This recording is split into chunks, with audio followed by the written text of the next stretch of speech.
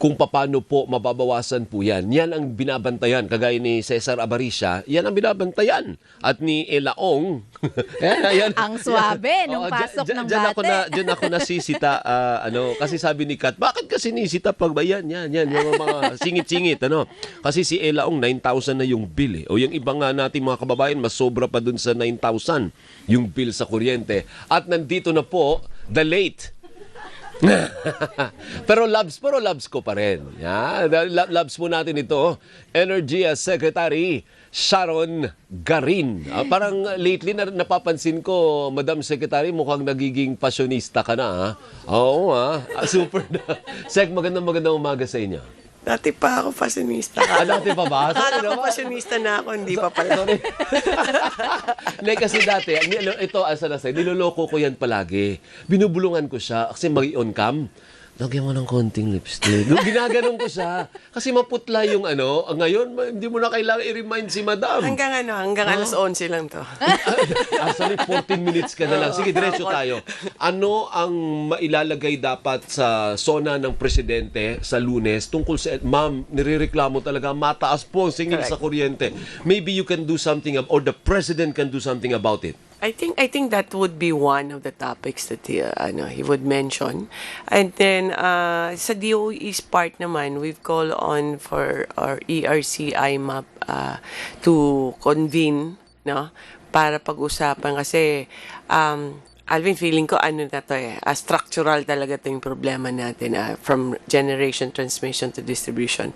So isa to sa mga kailangan changes, whether we need to change the law or we need to change the some contracts or policies, no? So, kailangan talaga i-mention nga yan. So, Even if he doesn't mention, na-mention na sa akin kagabi ng Presidente. Na isasali niya.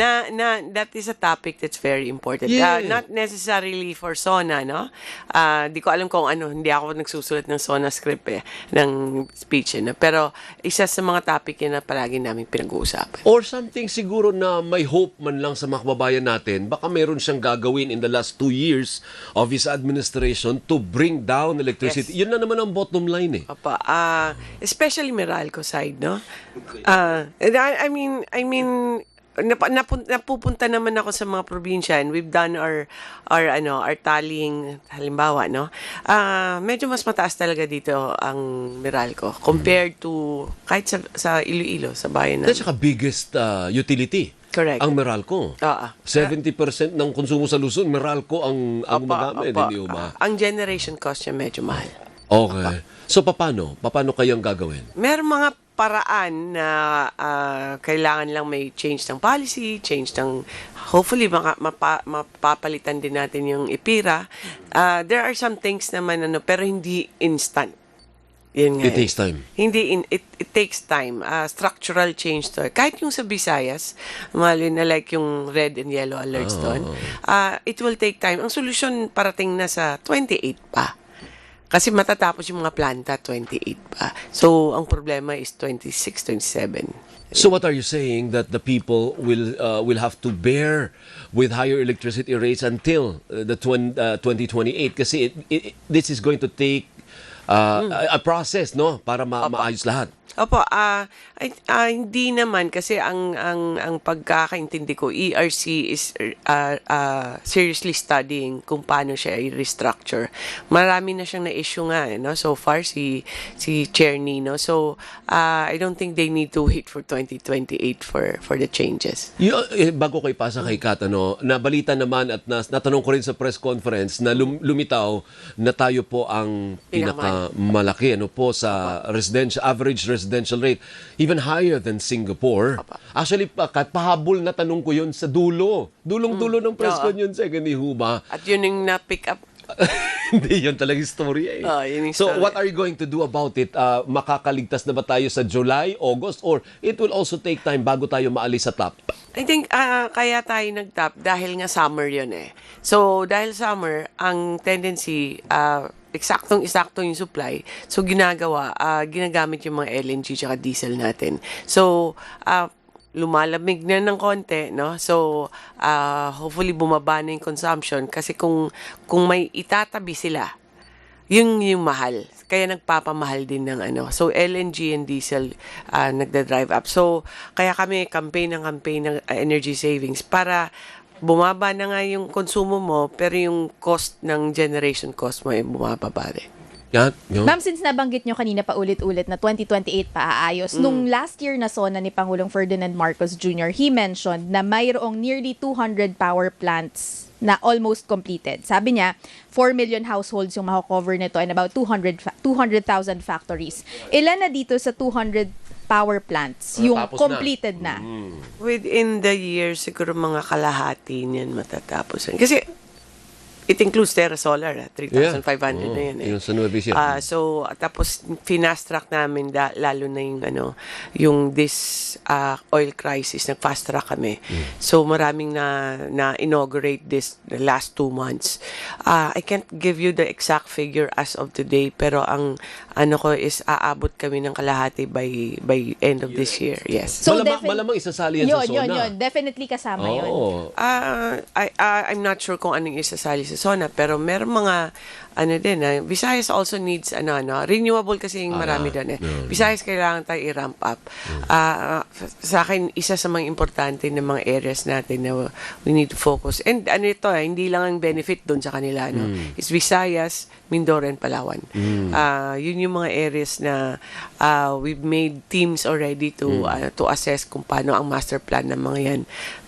Visayas, pag maayos yung Visayas, maayos yung buong bansa. But did you include that inyo? Kasi diba ang sistema is lahat kayong secretary, bigyan nyo ko ng accomplishment o yung kasali yan sa binigay mo. Oo, binigay namin lahat.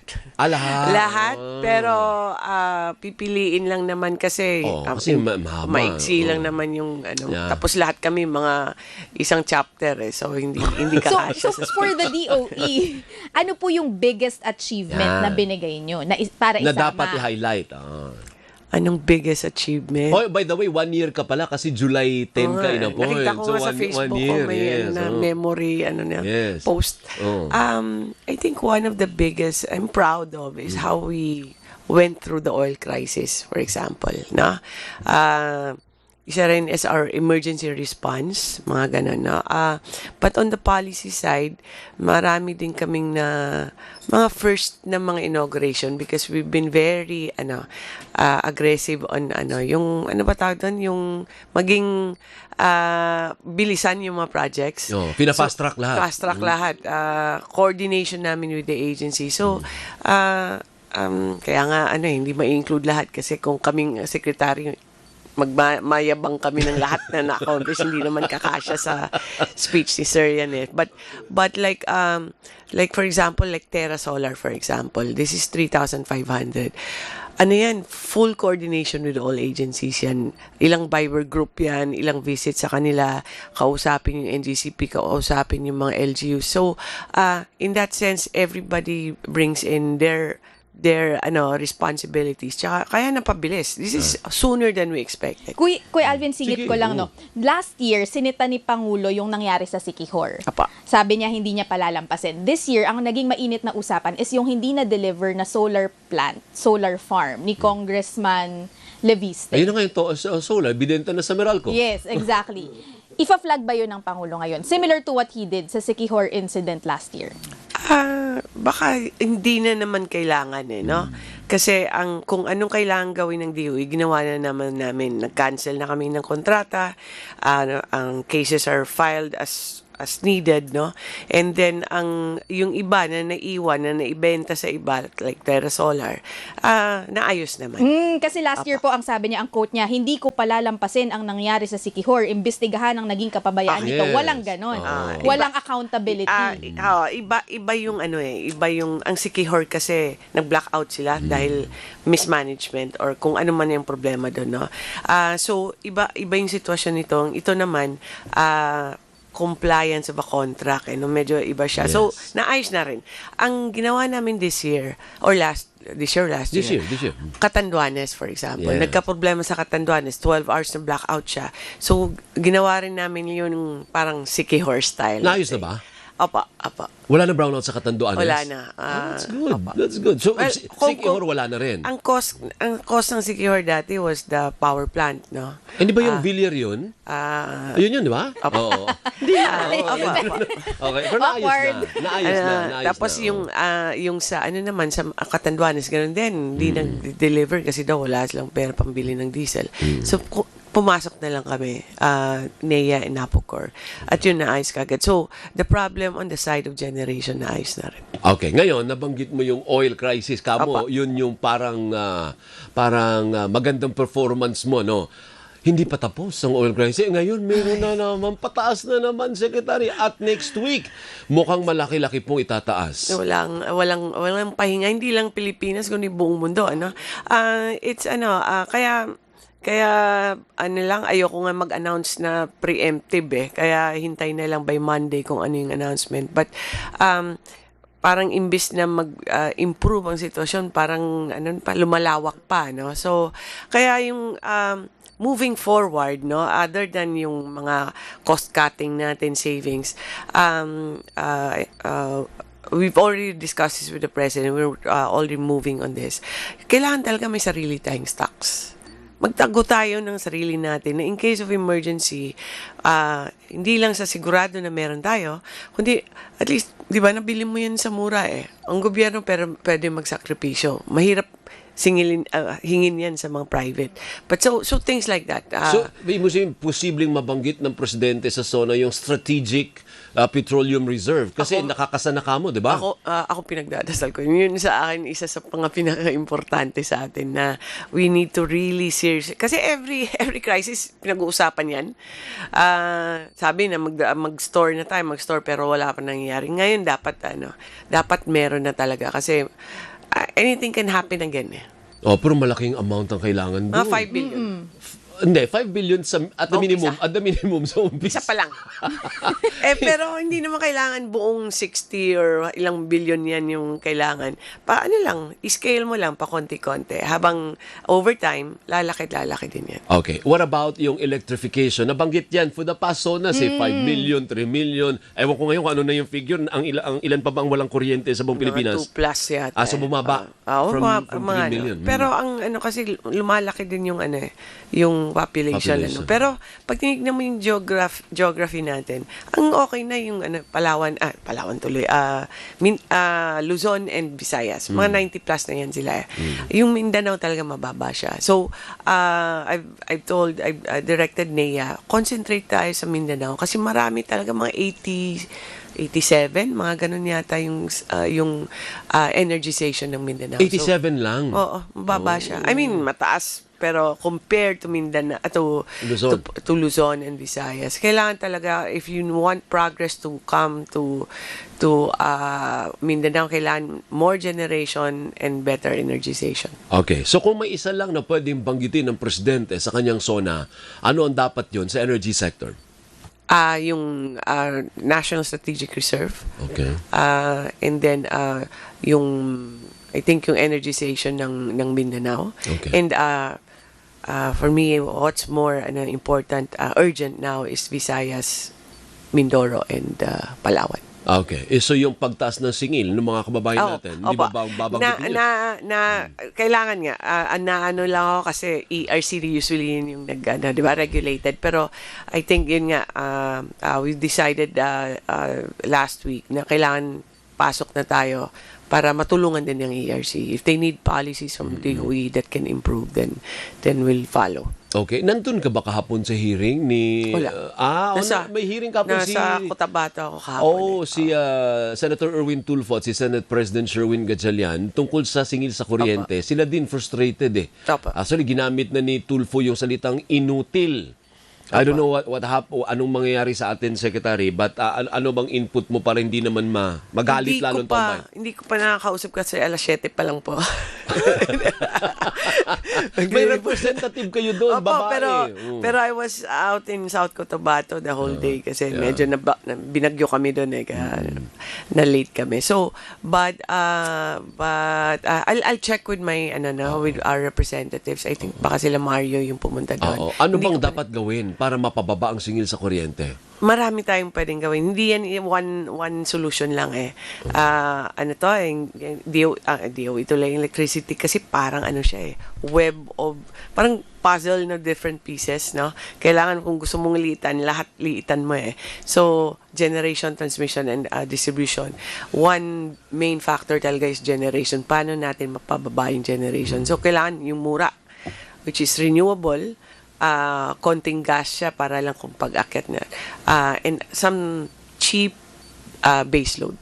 Yun yung kailangan talaga. Pero these are too technical na mahirap nga i-explain. Pero kailangan lang talaga ulit-ulitin kong explain para maintindihan ng tao. Pero yeah, I think we need more base load and more renewable sa atin. Ang sinasabi ni Gatchalian, ang kontrata 7 pesos, pero ang sinisingil 12. Halos doble. Bakit nagkaganon? Kasi- Nanalo siya ng kontrata na ganito lang kababa ang alok niya. Pero pag siningil na sa tao, may halos doble. May mga Paano kontrata nangyari kasi yun? tayo na pass through yung Fuel. fuel. Exactly. So ngayon, pag umakyat yung fuel, kahit yun yung kontrata mo, umakyat fuel, matcha-charge pa rin yung tao. So, Kaya nga. may mga ganun na changes, no? Hindi siya instant eh. Pero sa katutak na kontrata yan, kailangan i-review. And may policy na kailangan dapat siguro ayusin natin. Okay. Good luck po sa ating lahat. Ano po? Ano ang gusto mong sabihin, Sec, as a parting shot? Because we're running out of time sa ating mga kababayan. Anong gusto mong sabihin when it comes to their electricity bill? Pati ba ikaw, nagbabayad ka rin ng electricity bill mo, Sec? O libre ka? Oo naman. Ano ba? Bayad ako. Ang mahal-mahal nga eh. Oo, kita mo, pati ikaw, nagre-reklamo. Hindi mo ba? Oo. Oo, pero ano tayo, as much as possible, let's save an electricity. But DOE is working hard with our regulator, ERC, and all the stakeholders para po maayos po yung sistema ng electricity natin. Ano lang, patience lang, and hindi siya instant eh, pero tinatrabaho po yan, and hopefully we can make a difference by the end of the President's term. Sabi ko nga, dapat may ayuda eh. Meron, hindi ba pwedeng ayuda natin, bawas sa Meralco bill natin para lahat tayo may tulong galing sa gobyerno? Kaya lang, malaking amount din yung kailangan doon, Actually, di ba? merong LGUs na gumagawa niyan. Talaga? Antique, for example, yun yung alam ko, 500 pesos Na discount? discount. Lahat ng consumer? Imbes na mag-ayuda sila on, di ba, yung mga financial, ginagamit nila sa electricity nila. Pwede ba yan? Pwede bang gawin sa buong Allowed Pilipinas? sila yan? eh. Hindi Allowed pwede bang sila. gawin sa buong Pilipinas? Is that a good idea to replicate? Baka maubos pera ng gobyerno niyan. Pati dito sa Mira. Baka hindi siya sustainable, Alvin. Baka hindi na matanggal yan at maubos lang yung pera sa ayuda. No? Kailangan lang talaga. I think that is a problem. I think it's the problem we need to solve, not add another problem. Okay. Thank you. Mabuhay ka. Apa. Madam Secretary Sharon Garin, maraming salamat. Sona Stinger ka muna, Camille. Uy! Asan na yung... DCM